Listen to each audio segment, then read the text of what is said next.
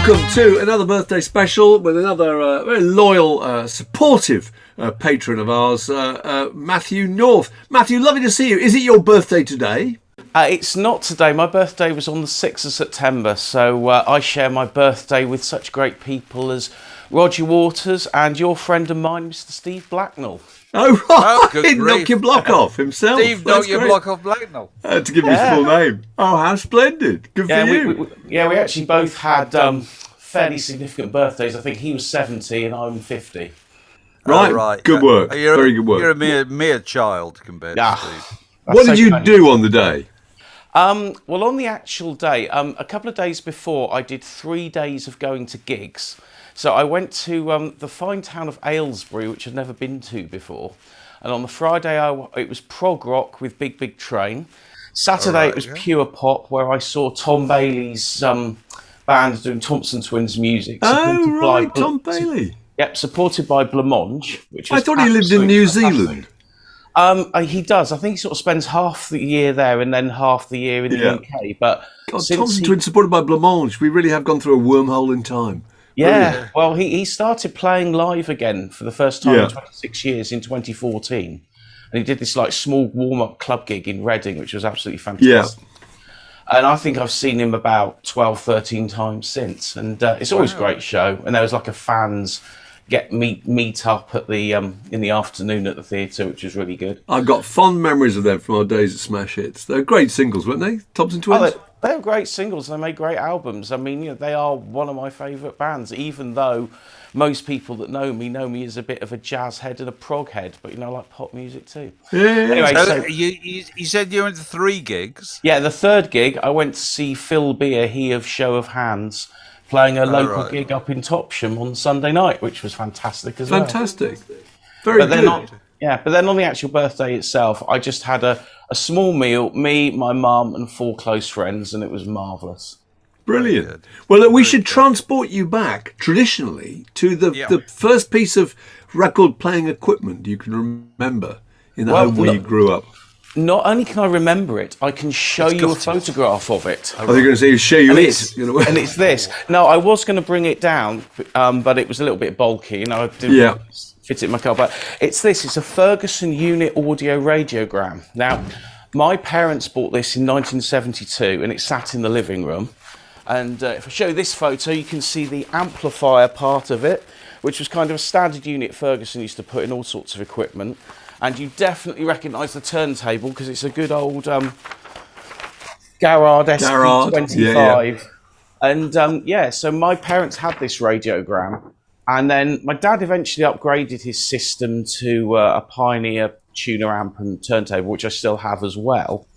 And then he got himself a new system in the 90s, which is that amp there. But the radiogram, my dad blew up the loudspeakers in the 80s using them for sound effects for the local amateur dramatic society. Oh, really? Oh, brilliant. But then a few years ago, I decided to restore them. So I rebuilt the speakers and the whole unit still works. And it's back in the living room at my mother's house. So if I'm not there on a Friday night, she's out running the local bridge club and I can sit in the living room, put on a Miles Davis LP, read a book, and I've just turned into my dad, basically. That's brilliant. Fantastic. So what sort of records did your mum and dad have when you were a child? Well, my mum was not into music at all. She didn't like music at all. My dad, on the other hand, very big into jazz, very big into classical music. My dad's favourite album was Gene Krupa and Buddy Rich's Krupa and Rich. I don't know if you know that album. It's a very iconic drumming record. The Drum Battle, presumably. Yeah. Drum Battle was a Jazz at the Philharmonic thing. The big drum solo on Krupa and Rich was a song called Bernie's Tune. It's a terrific record. And my dad was really big into the whole trad jazz thing. So he was big into sort of Ken Collier, Humphrey Lyttelton, etc. But he was also big into a jazz composer called Mike Westbrook, of which we will talk about later. I know Mike Westbrook. But so Dad was big into music, got me into music. And I think the great thing about my parents was they owned a second-hand shop. So it was like an antiques and second-hand shop. So when you say, what was your first record? Well, I can't remember because when I was about 3, I used to crawl into my parents' shop and I used to put records on and listen to them. And eventually my parents thought, well, we better let him have some records. So they gave me a few records, which I think came from the local Army Cadet Hut jumble sale. Brilliant. And I still can you remember what? Yeah. Oh, go on. One was Brown Sugar by the Stones. So that's the cool record. Another was Dominique by the Singing Nun, of which you've talked about. Oh, we love it. Yeah. And another one was, do you remember, it was like a kind of a novelty record called If by Yin and Yang.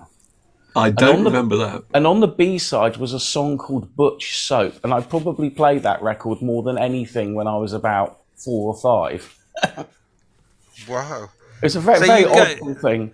Because your mum and dad ran this shop, were there records going in and out of that? Oh, yeah, shop? all the time, yeah. All the time. So, I got the bug for collecting. I mean, I was not normal compared to most of the kids at school, because most of the kids at school probably had about 10 tapes each. I had about 200 albums by about the time I was 10. Oh, really? That's fantastic. So what was your first great enthusiasm? Who were you first a fan of? Well, I suppose the first LP I acquired. Well, I acquired many records when I was young. I think this is one of the first, which is 20 Fantastic Hits by the Original Artists, Volume 2. This was an LP I did swipe out my parents' shop. And some of the stuff I liked on it, I particularly liked Joe Cocker's Delta Lady. And The Sweet were on here, and T-Rex and stuff like that. So, and I think the first actual album I had was probably Rolling by the Bay City Rollers. That's like the first album I remember. But as for what I really got into, apart from my love of Twiggy and having her early records, I think it was probably my turning point in music. They always say that when you're about 11, 12, 13, the music you like then sets your tastes for the future. Oh, right. And smack bang in that period of my life was the year I regard as the greatest year of pop music, which is 1984. And so that was my early taste. So it was Duran Duran, Thompson Twins, Frankie Goes to Hollywood, Howard Jones, ABC, that kind of stuff. Right. And so that was kind of my early tastes. And then I always think the 80s changed on the 14th of July, 1985, the day after Live Aid. Everything became different. Okay, in what way? Well, I think that the Live Aid was like the pinnacle of all that new sound of the 80s. And then after that point, MIDI came along and sequencing and samplers were used a lot more, and everything became a lot more processed. I mean, you listen to all those early pop records, they were all made on synthesizers, but people were playing them. They were actually playing them. Yeah, that's really that's a good point. Yeah. That's a really good if point. you were recording a bass line on a Human League record, you were going dum dum dum dum dum dum dum. Yeah, you were. And so you had that kind of real feel to it. Yeah. Then Pete Waterman and his mates come along, and they've got a sequencer and probably got an Atari ST or something, and they just made one backing track that they stuck on 40 records. Yeah. So everything kind of, and it was all about the producer making a pop record. And that's been the template ever since, because just about every new pop record now is a producer and a singer. Groups aren't signed anymore, only the solo artist. So I kind of think, and that new technology came in smack in the middle of the 80s, and that's why, to me, music changed. And that's why I went from loving pop music. So I went from loving pop music to becoming a goth. Oh, really? Yeah, so who was your first great goth passion? Oh, it's got to be the Sisters of Mercy. Oh, right. They were my big thing, and they kind of set the tone for my 20s and 30s, really, because, I also had a big love of prog rock, and I think at the same time of discovering goth, I really got into Pink Floyd, and then I was soon into, trying to get hold of copies of every album on the Vertigo and Harvest label and that sort of thing. Seriously? Yeah. Brilliant. How far have you got in your collecting of the Vertigo and the Harvest label? Well, sadly, I got married, bought a house and sold a lot of them. But, some of my favourite Vertigos, the first Gravy Train album is a really great record. Wow, that's what I hadn't thought about in a long time. Yeah, the second album, not so good, but I really like the first album. And funnily enough, talking of Vertigos, I could show you an LP here in this pile that I've got. Unfortunately, mine's a reissue. Oh, here it is. and it's this one, the second Caterpillar album, Changes, oh my which I really like. This is one of those Italian reissues. But Caterpillar are very important for my musical taste and development. Why, you ask? Well, I'll tell you. Go on. The first Caterpillar album had a guy called Hugh playing sax on it. Hugh from Caterpillar then left, moved to Exeter, opened a record shop called Caterpillar Records. And that is where a large proportion of my music came from. Right. So were you living down there? Yeah. I grew up in a town called Bovey Tracy, which is it's about 10 miles from Torquay. It's roughly halfway between Exeter and Plymouth, and that's where I grew up. And you see, living out in the sticks and being into music was always a bit difficult because public transport stopped at 6:30 in the evening. Yeah. So you couldn't go to any gigs. I mean, I remember being at school once, and there was a kid in the 5th year who'd gone to see Level 42, and I was so jealous. I thought, and this was before they really hit big. This was kind of what was the album that was it? True Colours, something colour that had it was True Colours. That album, yeah. And they were touring that album at the time. The 5th year went to see it, and then he just came and just said, "Oh yeah, it was brilliant." And Mark King did this bass solo, and Mike Lindup was all Herbie Hancock on this number. He just wanted to wind me up, and he did a good job of it. But no, I never got to see any gigs properly, other than a couple that my dad took me to. So it was part of my driving test, got me to see live music. And before that, my whole life was based on buying records from either Caterpillar or the local chart return shop, Tops Records, who used to get tons and tons of free records, and I used to stick them in their 512 inches for 99p box. Yeah. Oh, so did you play an instrument yourself? Oh yeah, I've been. After I went to see the Sisters of Mercy the first time, I played a bit of guitar, but I'd always wanted to be in a blues band. Couldn't find anyone to be in a blues band with, so I started a gothic rock band. And what were you called? We were called, and still are, All Living Fear. And, okay. We made 6 albums, toured up and down the country. We opened for loads of bands we really liked, like Spear of Destiny, All About Eve, Clan of Zymox, Balaam and the Angel. All the stuff we liked, we ended up supporting most of them. There was a great cartoon in The Enemy once I can remember of a goth dad with his little son pointing out of a window, and he said, "When I were a lad, all around here it used to just be fields of Nephilim." So that was brilliant. Yeah, I think I can't remember if it was NME or Sounds used to have a little cartoon strip about Fields of the Nephilim every week. They did. Yeah. You made 6 albums. Yeah.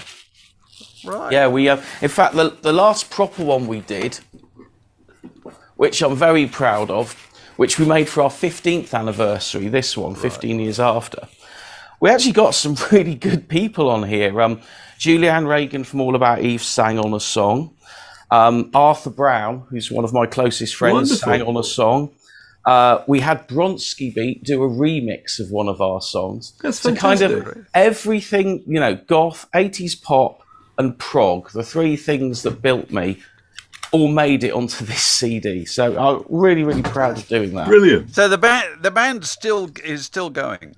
Yeah, on Saturday we actually have our 30th anniversary gig, which we're doing here in Plymouth, where I've been living for the last 15 years.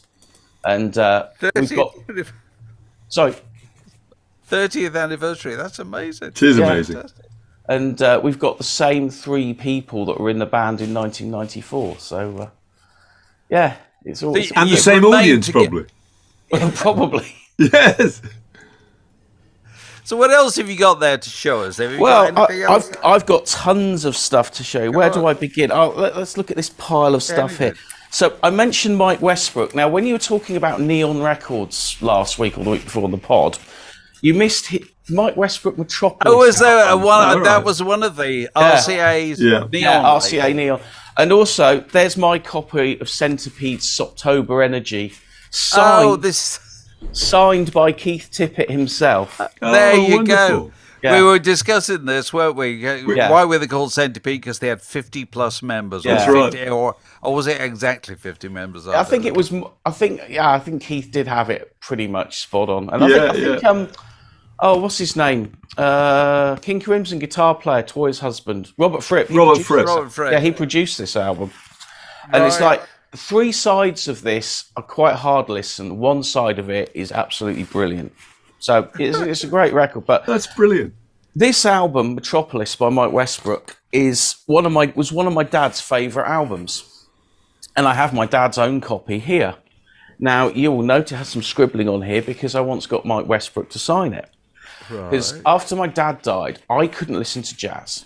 Couldn't do it. I went to put on the odd record and I can't listen to it. And then 10 years ago, I saw advertised a Mike Westbrook concert near where I come from in Newton Abbot.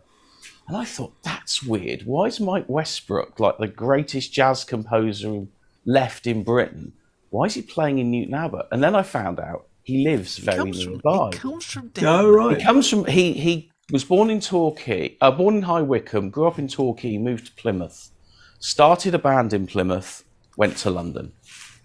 But he moved back to Devon about 20 years ago. So he put this band together, and the album that they were performing live is this one, On Duke's Birthday, which I also got signed at the gig, which is one of my favourite Westbrook albums.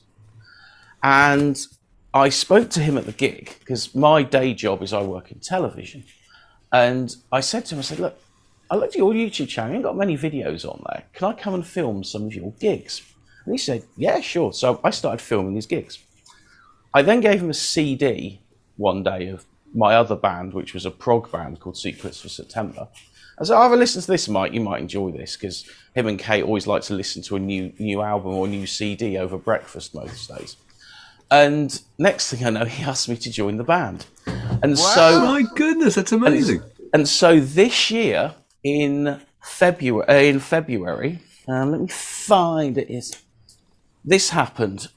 Mike Westbrook performed 2 nights at Ronnie Scott's doing On Duke's Birthday, and I was one of the guitar players. Fantastic. And I have this poster which I made by printing out the Ronnie's website, because the gig sold out like that. It was actually supposed to happen in 2020, but then COVID and whatnot. And I got the whole band to sign it. So, you've got Alan Wakeman, Rick's cousin, Peter Wyman, Chris Biscoe, everyone signed the poster. That's fantastic. It's really funny. Mike Westbrook really goes back. I don't know an awful lot about him at all, but this I do know. I knew he came from that part of the country because I went to college with a guy called Lester Bennett, who came from that part of the country, who used to play drums with him occasionally. Oh, wow. Oh, yeah. That's fantastic. And when I talk about when I went to college, that's a long time ago. So Mike Westbrook was already up, and he was a national figure by the late 60s. Really. Oh, he was, yeah. I mean, at the end of the 60s, when Ronnie Scott's moved from the Gerrard Street building to where it is now, they had a lease for 1.5 years left on the old building. So Mike Westbrook actually ran the club for Ronnie for 1.5 years. Oh, so really? Every Saturday, Mike was the resident band. And the very last show they did, Mike's band played. And fortunately, somebody recorded it, and that got released as a CD a couple of years ago. Oh, well, it's brilliant that you got It's a really to good do story. that. That's great. And I mean, what else you got there? What else have I got? Well, let's see what goodies we've got here. Oh, this is a great record. Now, I'm going to show you this, and you can go. You probably might know it. We might know it. This was EMI's attempt at doing those Pickwick Top of the Pops albums. But there's a massive difference. This again is one of the first records I ever owned. Have you ever actually heard any of these hot hits records? Well, yeah, because they were all cover bands, weren't they? Well, they were different brands. There were Top of the Pops, there were Pick of the Pops, there was Hot Hits. There were loads of people trying to get in that market. Well, the difference with Hot Hits to the Pickwick Top of the Pops is these were recorded at Abbey Road with some of the best session musicians you can hear. Who's on that? Do you know? I don't know. They wouldn't credit them, would it? I really want to find out any information about who played on these records, because for a start, there's a full orchestra on a lot of the tracks. And the string arrangements on something like Papa Was a Rolling Stone are just magnificent. I mean, they'd probably knock this album off in like 2-3 hours. But the playing is just extraordinary. And I was playing it on my iPhone, I was thinking, you can just tell it was recorded in Abbey Road Studio 1 because you just got that sound that you hear on all those great records that were recorded there. And there's a cover of ELO's arrangement of Roll Over Beethoven on here. And it would not surprise me if the arrangers and the players on that probably played on the original that would have been recorded at Abbey Road, 6 months prior. But it's just this particular album. It's just a terrific record, and saying it's the first time I ever knew these songs, so I actually know these covers better in some cases. Oh, really? You came to interesting. via the covers? Yeah, that's very interesting. Because I had this album probably when I was 5 years old, and it probably wasn't until I was about 10 or 11 that I started to hear, like the actual proper versions. But that has great sentimental attachment. Yeah, I'm sure. Now, when I said about 1984, here's a nice piece of memorabilia. Probably one of the biggest songs of the year, obviously. But I have the shop display for Frankie Goes to Hollywood's good. Relax on cassette. Very good. Fantastic. Oh, very good. Which is 21 minutes of Relax mixes. That's extraordinary, isn't it? Yeah. Yeah, because that was for me that was exciting when your favourite band made a record. Then they bring out another version and another mix and a different cover. And now everyone says, oh, yeah, it's just pure commercialism, blah, blah, blah. But for me, no, this is something really cool and I got to get it.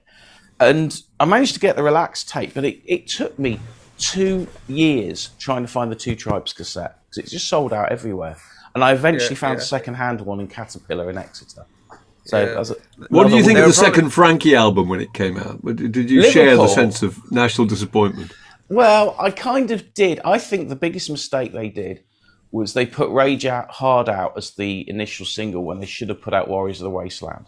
Because Warriors of the Wasteland is an absolutely terrific song, especially with Gary Moore's guitar playing on it. I think had they done that, I think their fortunes would have been changed. But like I said, that pivot point in 85, all those bands beforehand, their kind of careers were on hold for quite a while after Live Aid. Yeah, they were. Apart from U2, Queen. And, this is it. That's the interesting thing. Mark and I often talk about this. Is that all the kind of young Turks who played Live Aid went nowhere really. Career kind of stopped. Yeah, Spandau Ballet or whatever.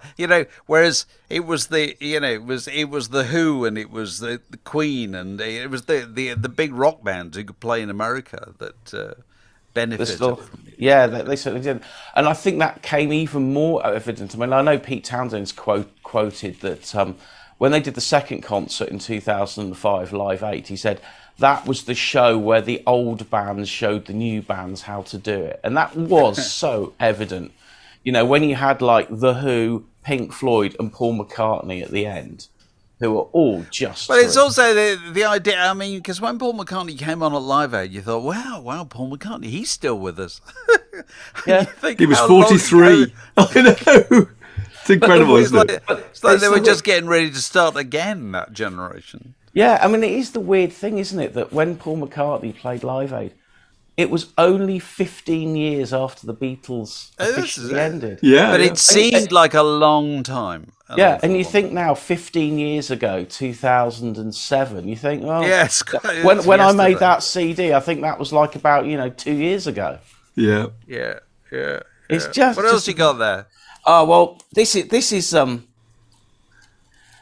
really obscure thing. Do you remember a band called Gringos Locos? I do not know. Hold that up again. Gringos Locos. Yeah, they made 2 albums. One of this album was produced by Tom Dowd. I think they were Swedish or from Norway or somewhere in Scandinavia. And I bizarrely saw them at the first big rock gig I ever went to, which was Status Quo at Paignton Leisure Centre in 1988. Yes! Brilliant. That would be great. And the Status Quo at Paignton Leisure. Yeah. Clennon Valley Leisure Centre. Well, that's the funny thing. It was a swimming pool, and they, like Wembley, I suppose, covered it over, had bands playing there. And the guy who put it on, he's a guy called Mark Emery, who is Wishbone Ash's sound engineer, more of which I will mention in a minute. And he put these gigs on, and he put on Genesis, he put on Iron Maiden, Quo a couple of times. And because my dad approved of Status Quo, I had a spare ticket that a friend of mine had, and my dad actually went there and picked us up at the end of the gig. So that was my first rock experience. So which lineup of the Quo are we talking about there? We're talking in the army now. So we're talking Francis Rick, Andy Bown, Jeff Rich on drums, Rhino Edwards on bass guitar. So, and it was a great gig. But my first ever gig was on the it's got the date here somewhere. There we go. Friday the 20th of July, 1984. And that was the day I left primary school. And it was the Ottery St Mary Jazz Festival. And it was Ken Collier's Jazzmen and Humphrey Littleton. That's incredible. It was brilliant. They each Sorry, did is it Ken Collier and who was the Humphrey other Littleton. actor? Ken Collier was still going in 1984. For some reason, I thought he was long gone, but no. He was starting to get ill at that point. Yeah. And I think he died in about 1986, 87, something like that. But I was the youngest person there, and that's been the theme of me going to watch jazz most of my life. Really? But I have the programme, and it is signed by just about every musician that then 11-year-old boy could get signed, including Humphrey Littleton there and Ken Collier there. Yeah. So I met Ken Collier, and I wasn't supposed to, because Ken wasn't doing any chatting to people in the front. He was just in the backstage area. Now, this was a gig in like a big marquee, big tent, little backstage area. My dad said to me, he said, "You go back there, Ken Collier's there. There's no way on earth they're going to stop a little 10-year-old going Absolutely. to get autograph." So I went in there, and Ken was there having a fag, having a chat. So, "Excuse me, can you sign this? I really like this, and I really like your skiffle songs. They're really great." Because he did some skiffle tracks for the Lexus. Oh, really? Did they? They're on the Back to the Delta LP, Midnight Special, Casey Moan, Casey Jones. Oh yeah, Ken Collier's skiffle tracks are terrific. And that's kind of what I learned the guitar to, that and Status Quo's 12 Gold Bars. And so, yes, that was one of the most original first gigs we've ever had at one of these. It That's is. an extraordinary thing to do. Somebody at age 11 go to see Ken Collier, supported by Humphrey Littleton. That's absolutely wonderful. Well, Humphrey Littleton headlined, but they flip-flopped. They did 2 sets each. And it went on till about 1 o'clock in the morning. So it was a late night, but it was just brilliant. It was just, and I like saying I pretty much said hello to just about everyone that played that day. And I think that was where I got my taste for, I want to meet all my heroes. And I pretty much have done. Yeah. So you keep a lot of stuff, is that fair to say? I don't keep as much memorabilia as I used to. I only keep, I've got a tub of wristbands, I've got a tub of flyers and a tub of tickets, which I've got in the other room. But I used to collect fanzines. I used to collect, but I just got rid of loads of stuff because I had two 4-drawer filing cabinets full of memorabilia paperwork, and I just thought, this is too much. Right. So, and same with my T-shirt collection. I mean, I think I had about 300 T-shirts go to eBay once. Anyway, I talked about Torquay and Wishbone Ash. Have you ever seen this?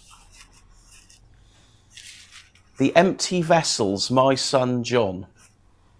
No. Right. What's the Wishbone Ash connection? That is the prototype Wishbone Ash. That's Martin Turner from Torquay, Steve Upton, and Martin's brother Glenn.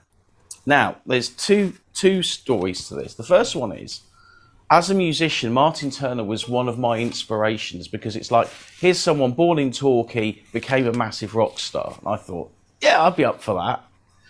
And the first electric guitar I ever saw belonged to a friend of my dad's called John Wells. And it was a 1964 Gretsch Tennessean. This guitar he had bought from Martin Turner's brother in the 70s. And my first proper sort of job I had when I was 16, I worked on a building site all summer. And I worked all summer to buy that guitar. And I've had that guitar ever since. I haven't got it here, actually. It's up at my mother's house. And so Wishbone Ash always became a kind of the benchmark of what I like to do. And obviously I never got to be as, I was a moderately successful goth band in the 90s. But I have got to know Martin Turner really well, and I've seen his band now, the one he has now, probably 30, 40 times. And I've even got this, which is an Empty Vessel sort of promotional art card. And I showed this to Martin, and he reckons that it might be the only one in existence. Fantastic. Yeah. But yeah, so whenever people talk about Wishbone Ash, it's like, yeah, they did exist before they changed the name. Because they went to London, Glenn Turner left, and that's when they auditioned new guitar players, and that's how they ended up with Andy Powell and Ted Turner. Didn't Martin Turner live near you, Mark? Yeah, he did. Well, his son went to the same school as mine. So I bumped into him. Yeah, and he was still keeping Wishbone Ash going. And indeed, they are still getting... There is a Martin Turner's Wishbone Ash, I think. There's two versions of Wishbone Ash. There's the one just called Wishbone Ash, which is Andy Powell's band, of which there was a very lengthy and long court battle over said name. And then Martin Turner has to call himself Martin Turner X Wishbone Ash. But, he wrote the songs, he was the best singer, and he always puts on a great show. Now, this is going to relate to something, Dave, that you mentioned on the pod the other day. Andrew Lee, Magician. You ever heard of this record? No. No, and I can't really see. You've done well here. You've come up with about half a dozen that neither of us have heard of. Wow. Unusual. Andrew, Right. Go on, carry on. Right. Andrew Lee was the bass guitarist with Matthew's Southern Comfort. Oh, wow. Now, you mentioned on the pod the other day about how social media means you can find anybody, and Yes. you came up with a line saying, if you wanted to find a bass player, Matthew's Southern Comfort, someone will know. Oh, brilliant. Right. There he is. There he is. I'll tell you where he is. If you walk out of my flat, cross the road, and go about 4 houses along, that's where he lives. Fantastic. And how I got to know him, because I didn't know him when I first moved here. A friend of mine who I used to work with knew him and mentioned who he was and where he lived. And I had a gig with my prog band, Secrets for September, and we needed a bass player. So I looked him up on Facebook, sent him a message and said, "Oh, hello, I'm Matt. I live over the road from you. I wonder if you could help me. We've got a gig next week and we need a bass player. Are you available?" Was he? Yeah, he did the gig. It was great. There you go. Yeah, You see, every other house in Britain has a musician with a bass standing by, just waiting for it to be called. Yeah. Say, "Are you available on Thursday night?" And he's still got his original bass guitar that he bought in New York in 1970 when he was still in Spooky Tooth. And it's the same bass that he was playing on that TV clip of him doing Woodstock on Disco 2. So are you saying he was in Spooky Tooth as well? He was in Spooky Tooth as well. He was on the Ceremony album, and I think he needed a load of live stuff. The one with Pierre Henry, the weird one. I will have seen him then, I'm sure. I saw Matthew's Southern Comfort in 70, 71. Would he have been in them? Yeah, and then Ian Matthews left, but the band carried on, and Andy sang. They did. And Andy sang. Now, here's a record. Fleetwood Mac's Blues Jam at Chess. Blues Jam at Chess. Oh, brilliant. It's great. My art teacher at school, I was rubbish at art, but my art teacher taught me all about Peter Green, and he lent me this album, and then I eventually found a copy. It is just brilliant. Yeah. It's got all the chit-chat in between songs, and you just feel you're there. And, Mike Vernon is a genius for some of the albums that he put together. Whether he was just getting old recordings or whether he was just putting people together in studios. And that's a very special record for me. That was all the visiting blues acts, wasn't it? Yeah, and they had... Well, no, it was the other way. They did it. That's done in Chicago, that is. Yeah, they went to Chicago. That Fleetwood Mac going to Chicago rather than... And they got people like Otis Spann, Willie Dixon. Guitar Buddy is Buddy Guy. And I think S.P. Leary, I think that's Willie Dixon. I can't remember now. Yeah. I know Willie Dixon's there. But no, they had to use different names for some of them for contractual reasons. But that is a really terrific album and a big influence on me. Brilliant. As is this, which you will doubtlessly know that album. Michael Chapman. Yeah, Fully Qualified Survivor. This was an album I got at a car boot sale when I was about 14. And I listened to it. I thought, this is really great. And you find out more about it, and you realise oh my God, he's got Mick Ronson on there and the drummer from Dire Straits. I thought, Because what a cool came record. from a hole, didn't it? Yeah. So, who's the drummer from Dire Straits? It's Withers. Pete Withers. Yeah. Is he? Does he? Oh, really? I didn't know that. Yeah, he played on this. And anyway, in my hometown of Bovey Tracy, there was a guy there who started putting on little gigs. And I went to see Tia Minogue in Bovey Tracy. Yes! Great group. I loved them. I saw them. Yeah. And I spoke to the promoter because he had a flyer for a Michael Chapman gig. Oh, wow, I want a bit of this. And I said, and I basically bought the promoter a couple of red wines, and I got the support for Michael Chapman out of it. Oh, really? So I did the solo set supporting Michael Chapman, and the stories he told me, that's just terrific. He was about what kind of things? Well, just about, I said to him, so what guitar, talking about guitars and stuff, and he said, I drank many guitars. Right, yeah. And he was just like... Because he's no longer with us, is he? No, sadly. Died quite recently. Yeah, he did. Whereas Tia Minogue, oddly enough, I think are still... Is that Oh, right? they are still playing, yeah. Yeah, no, they are still... It's so incredible that somebody your age has seen all these people, to be talking about Tia Minogue, Ken Collier and Matthew Southern Company. Yeah. Extraordinary. Yeah, well, the reason I went to the Tia Minogue gig in the first place was that one of my work colleagues, his mate, whose name escapes me now, is Tia Minogue's manager or tour manager. So he said, "Oh, Tia Minogue are playing in Bovey," and I said, "Really?" And I thought, well, I'll go in and see them. Well, here's another thing. I showed you my parents' old radiogram. Well, at the same time, my dad got a little cassette recorder, and I could date this when they got it because all his recordings were off the radio in April 1972. And he'd recorded a couple of episodes of John Peel's Top Gear. And I played them back and I digitised all these tapes. And there was almost the full episode. And bizarrely, Wishbone Ash were on it. But so was another duo, a session. Do you remember Grenidrolog? Oh, yeah. Oh, yes. Colin Goldring. There were two brothers called Goldring, weren't they? Hence the name. Yeah. Colin Goldring plays... Is it the flute on a Yes album? Really? I didn't know that. I think I'm right in saying that. Anyway, I did.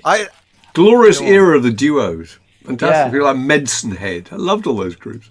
Yeah, and also another great band that was a duo, of course, Tractor. That was also signed to Dandelion. John Peel favourites. Signed to Dandelion. They're on the Dandelion label. Yeah. Absolutely. Yeah, well, I had a few Dandelion albums. I never had an original copy of Tractor, but I did have the reissue they did in '91. But there was a folky album on Dandelion. And there was two albums that he made called Bow. Do you remember Bow? Bowie came from Leeds. Yeah, Clive Mittigary, I think his name is. And the second album, Creation, had the guys from Tractor playing on it, and it's really sort of nice pastoral sort of folky tune, and then you got this boff sort of prog thing that just moves in, and it's like 10 times as loud as everything else. It's quite a Well, it's good to know that these obscure names are in good hands, isn't it, Mark, for the future? It really is. Somebody's still looking after them. I'm so thrilled that they're still going. The truth is everybody's still going. If they can, they are. Well, I'm fascinated to know what Tia Minogue's tour manager does, because Tia Minogue, in my recollection, were two guys with guitars, weren't they? Yeah, can't take an awful lot of tour managing, can there? Well, there can't be an awful lot of tours to manage, can there? Really? I mean, well, I think they play fairly regularly, and I think they regularly play at the Half Moon Putney, so you can always get down there. Oh, well, they will do at the end of my mate's road. Well, listen, it's traditional on these chats that we climax by getting people to tell us the greatest record ever made, and I feel sure that you have the answer to that question. I've got that here, but I just want to show you this one thing first. Go on. Who was that made for? Well, you'd want to say Iron Maiden or something, but it won't be, will it? Arthur Brown? No. Am I close? Bang on. Arthur Brown. Arthur Brown. No, Sunday came to it. Arthur Brown is one of my best friends, and I've been looking. I ran his website for a couple of decades. I've tour managed for him. I've performed on stage with him, and I own his archive. And I've got to tell you about this. I've got one of his old contracts here. This was his contract from Gull Records in 1974, and it's got all the usual sort of business stuff. But I've got all his. I've got all his paper archive at home, and me and my mother were looking at this the other day. There's one section in here on a musical contract that's really interesting, and it says, in the event of an artist, being a vocal artist, suffering a deterioration or change of voice, blah, blah, blah. So basically, if you can't sing anymore or you change your style, the company shall be entitled by notice in writing forthwith to terminate this agreement. So if you can't sing anymore or you have a problem, that's it, you're out. Amazing. Well, it's on this very basis that Geffen sued Neil Young, isn't it? Because he no longer sounded like Neil Young. Yeah, well, so obviously these things were in existence. I mean, so that was more you're now the proud owner of that. I own the archive. I own all the 2-inch master tapes for the 3 Kingdom Come albums. Does he still play? Yeah, he had his 80th. So, and if he plays, does he come round to your place and ask to borrow that back for the evening? Not that one, but I mean, he stayed here number of times. The whole band have stayed at my mother's house a couple of times. But he had his 80th birthday concert at Bush Hall the other day, and that was terrific. He was what's the health and safety view on? I mean, does Arthur still do the flaming headdress? Of course, yeah. Is it presumably that's a lot more complicated nowadays than it depends used to be. it depends on the venue, but there always has to be someone stood there with a fire extinguisher.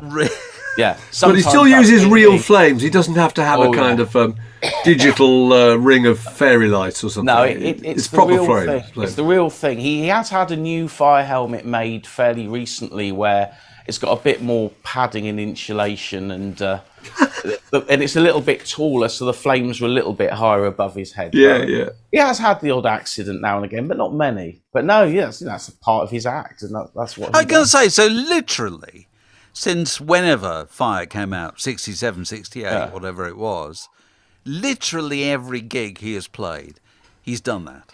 No, he hasn't, because, of course, after The Crazy World ended, and by the way, that's the original acetate for Devil's Grip, his first single, and that's signed by the drummer John Heisman, of which I made a record Oh, right, once. okay. But no, he started Kingdom Come, which was a different band, so he never played Fire then. And then he made some more sort of poppy-ish albums for Gull Records, didn't do Fire then. Yeah. Then he made some records with Klaus Schulze. Then he did a load of electronic stuff. Then he made the record with Jimmy Carl Black. And it was only really in the early 90s when he came back to the UK and toured with a new band that he started doing Fire again. But then he didn't bring the fire helmet thing back in until probably the late 90s. But then, since then, he's been doing it. That's brilliant. So anyway, what is the greatest record ever made? Right, well, there's 3 categories. There's studio album. Has to be The Wall by Pink Floyd. Okay. Right. I own 2 copies of this, a British one and a very nice sounding Japanese one. Right. Now, the Beatles have to be in a separate category because they are the greatest band in the world and everything about the Beatles is brilliant. And my favourite Beatles album is Let It Be. Wow, bold choice. Okay. Now, this is an original unusual box set, choice. Yeah. Except it's kind of been rebuilt because I bought the record and the book separately. And I put them together, and then somebody on eBay had the cover cut up into 4 photos. So I glued them to a bit of cardboard and remade the box. You've reassembled. Self-made cover. Yeah. Wow, that's reconstructed really good. box set. And best live album has to be Alchemy by Dire Straits. Okay. I just think that album's perfect, and I wish they'd do a reissue and have the full concert on there. Right. Well, maybe they will. But I just want to show you. I've got one last thing to show you. Go on. Another thing I've done in my life is I rescue missing audio, missing footage. I found everything from Beatles on the Mike and Bernie Winters show to audio of Peter Cook and Dudley Moore's Not Only But Also. What do you do with that? If you find the Beatles on the Mike and Bernie Winters? Well, I sent a copy to Apple and, various Did things. they buy it off you or something? No, I just gave it to them. I just want to send stuff. Was that when they came back from America in 1964?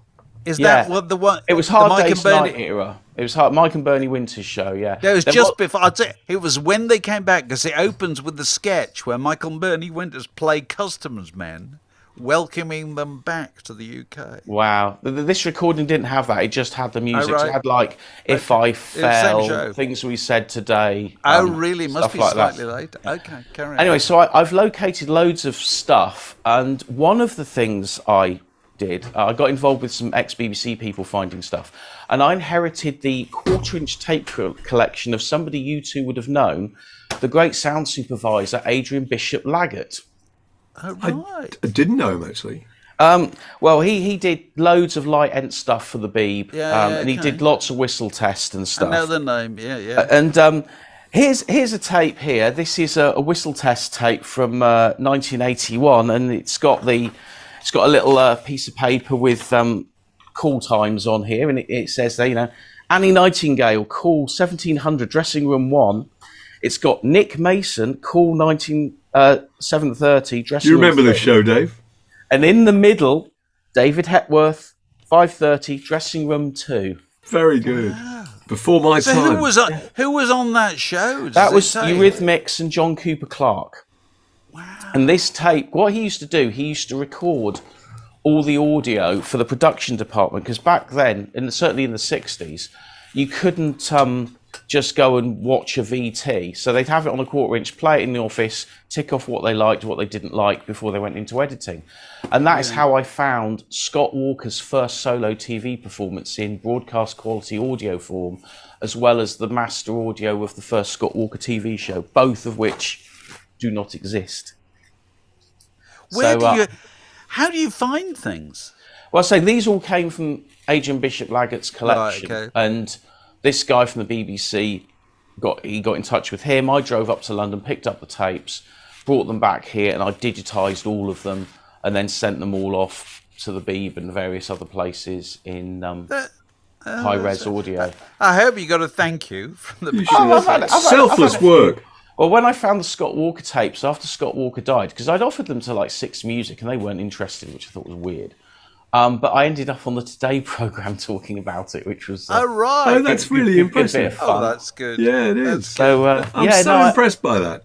Must be no. very thrilling. Treasure Yeah. trove, isn't it? I love it. I love Gold finding mining. stuff. I mean, I found these at Newton Abbot Tip, right? These are scrapbooks of the move from the 60s. And inside here, you've got, various cutouts and stuff, promotional postcards. But there's also letters inside there's a postcard there from, there's a postcard from Ace Kefford that's been sent to the family. And I think these all belong to a member of the Bevan family, because it's got the name Denise Bevan inside it. But I mean, look, there's the programme for the Hendrix tour that the Move did with Floyd. And, and there's also Found a bit of tip. That was just somebody just chucked him out. Newton Abbot Tip, £3 for the 2. I picked these up in about 20 years ago. And that's my favourite piece of memorabilia. And they're lovely. I've never shown these to anybody. And it's all because this was another one of the first albums I had, an MFP Move compilation.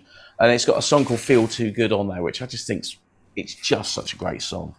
And I love the Move. I saw the last lineup of them when they played about 8-9 years ago. It was only Trevor Burton and Bev Bevan, but I mean, they were terrific. I went with my mate Roger, who's the keyboard player of The Cure, and it was nostalgia for him, and for me it was like, oh wow, this is what great bands are. Yeah, thrilling. They were a great group. They were. The Move. A great group. Yeah. Well, look, it's Matthew, been that was lovely. absolutely enthralling. Really, really good. Really interesting stuff. Great stories. I do apologise, but I can talk the hind legs off. No, this is the worry. place to do it. You're very welcome. Fantastic. Thanks so much. A belated happy birthday. Well, thank you very much, and thank you for doing this pod, because certainly during lockdown, there's just no music talk on TV and radio anymore. And it's just great to hear people talking about stuff I'm interested in. And I'm really sort of, I listen to the pod normally when I'm in the car driving up to my mum's, because it's about 40-minute drive, so it's perfect time. And it's like, oh yes, you're right, and yes, okay. And of course, I was a smash hits reader as well back in the day. Bless you. And Whistle Test was one of my favourite programmes. Good for you. Well, very touching.